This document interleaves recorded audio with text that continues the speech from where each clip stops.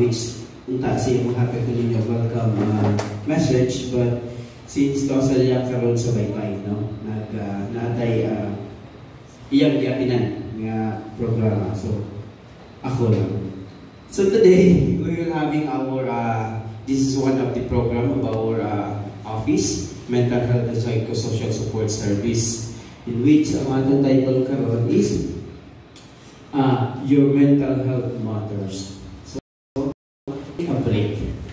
Doon sa atong pang-adlaw-adlaw nga atong daily routine, gabi na sa atong trabaho, or having a busy day, no? As always, no? We always have a busy day. So sometimes, siguro even once, just take a break, no? To relax your mind.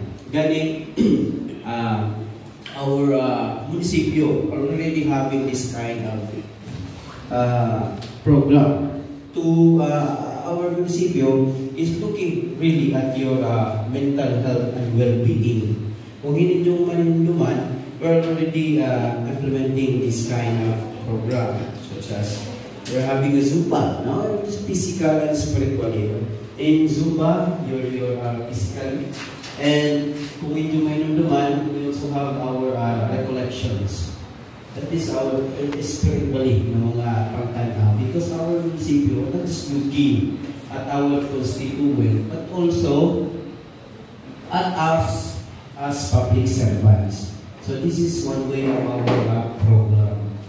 So siguro I would like to paalam ninyo, please give this your time para karong adlaw. This is just one day to have you relax, learn from our speakers, and enjoy the whole day na itong pag-abuhaton karon.